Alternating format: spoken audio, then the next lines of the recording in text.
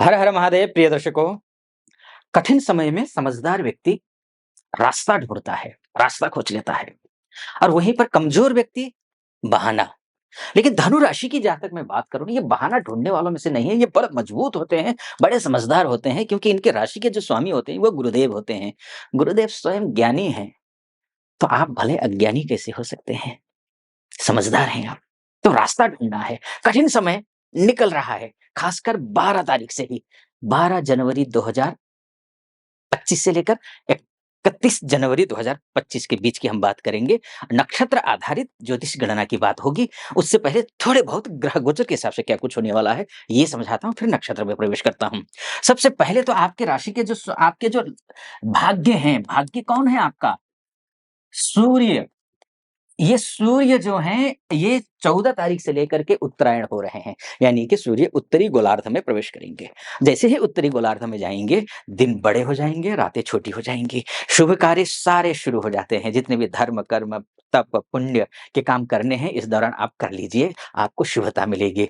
यहाँ तक कि इतना पवित्र समय होता है ये, क्योंकि इस समय जो इच्छा मृत्यु का वरदान प्राप्त भीष्म पितामह, दक्षिणायन में उनको शरशैया पर जाना पड़ता, मृत्युशैया पर जाना था।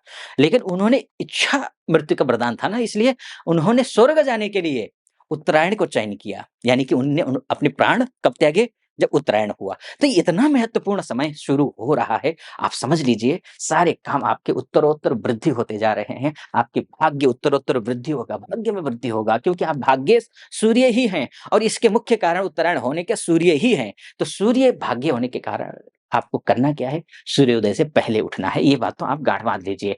अगर आप सूर्योदय से पहले नहीं उठते हैं और आपकी धनु राशि है, 8 बजे 9 बजे तक सो रहे हैं, तो आप बस सोते रह जाएँगे, जीवन भर कहीं कुछ नहीं कर पाएँगे, इतना समझ लीजिए।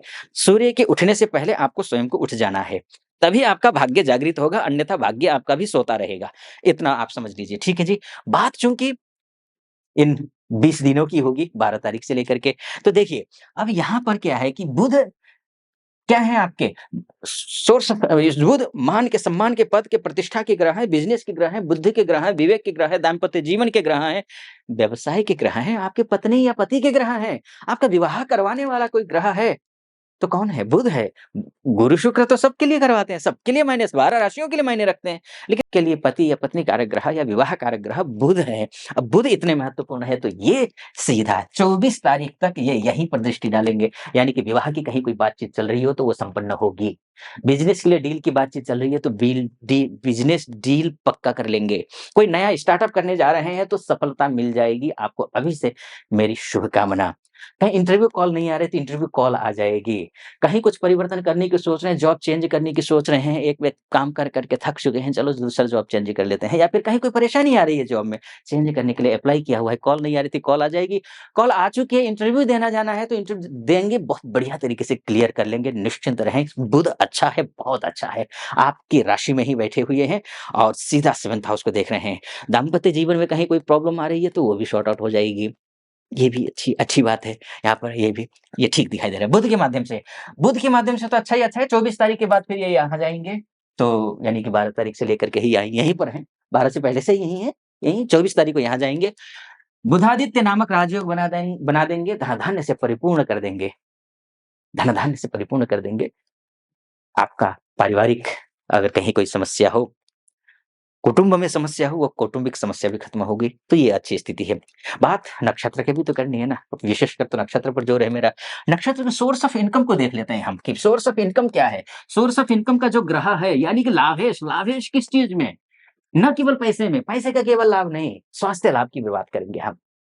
स्वास्थ्य लाभ, पैसे का लाभ, समाज में, परिवार में, कार्य क्षेत्र में मान-सम्मान का लाभ। लाभ तो लाभ है, इसकी बात करेंगे। इसके साथ-साथ में बात होगी ऋण की, रोग की, व्याधि की, शत्रु की बात। शत्रु कितने हावी होंगे?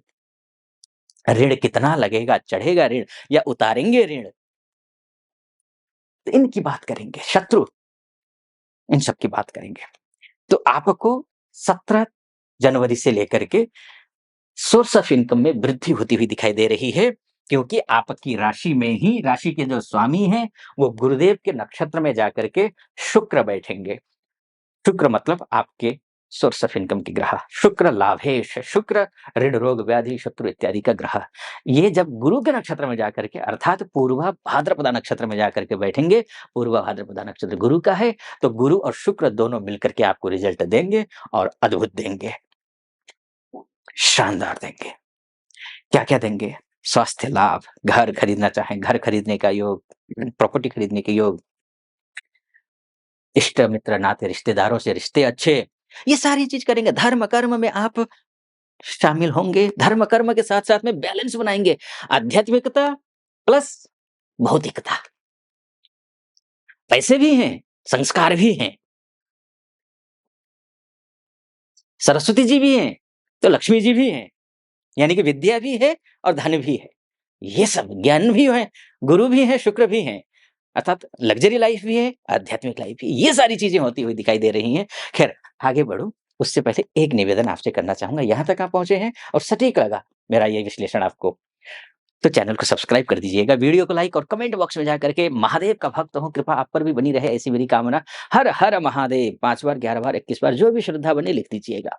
चलिए फिर से विषय पर आता हूँ।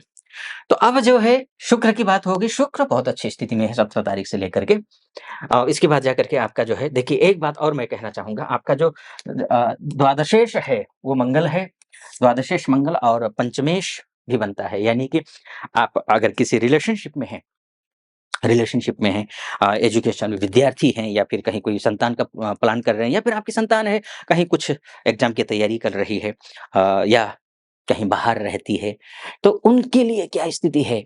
पैसा आ तो रहे हैं लेकिन बचेंगे पैसे? इस पर बात करते हैं, तो ये मंगल बहुत महत्वपूर्ण भूमिका निभाते हैं देखिए।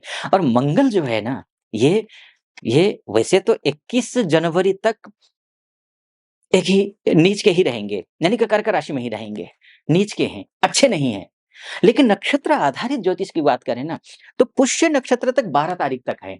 जैसे आपने थंबनेल में देखा होगा 12 तारीख से लेकर के 12 तारीख तक पुष्य नक्षत्र में है। 12 तारीख के बाद वो पुनर्वसु नक्षत्र में जाएँगे। पुनर्वसु नक्षत्र किसका है? गुरु का नक्षत्र है। यानी कि देखिए अब यहाँ पर खर्च करवाने वाला ग्रह भी गुरु के नक्षत्र में और इनकम करवाने वाला ग्रह भी गुरु के नक्षत्र में। यानी कि महत्वपूर्ण कौन है? गुरुदेव हैं। बस गुरुदेव को एक ही चीज़ तो चाहिए, आपके आचार, विचार, व्यवहार, संस्कार अच्छे चाहिए। आप अपने रूट्स के साथ जुड़िए, अपने परिवार के साथ जुड़िए, अपने माता-पिता का सम्मान करिए, बड़े-बुजुर्गों का सम्मान कीजिए, मंदिर जाइए, सेवा दीजिए, अच्छा बनिए, गुरुदेव प्रसन्न तो सब कुछ ठीक हो जाएगा। यानी कि मंगल जो है अच्छी स्थिति में जा रहे हैं 12 तारीख से ही।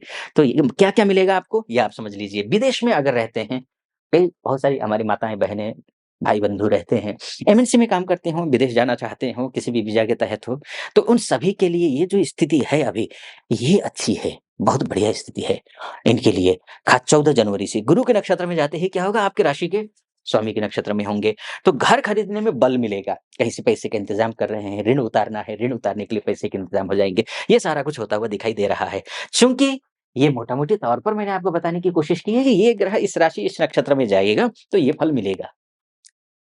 लेकिन आपकी कुंडली ही आपका डीएनए है। परम सत्य आपकी कुंडली है।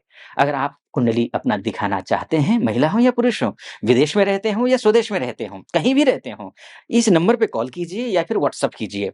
मेरी टीम से बात कीजिए और अपॉइंटमेंट ले लीजिए। निर्धारित तिथि पर आपकी कुंडली का विस्तार से मैं विश्लेषण करूँगा। आपको सटीक लगा हो, सब्सक्राइब, लाइक और कमेंट ज़रूर कर दीजिएगा। आप सुखी रहें, संपन्न रहें, महादेव की कृपा आप पर बनी रहे, ऐसी मेरी कामना। फिलहाल अनुमति चाहूँगा। हर हर महादेव।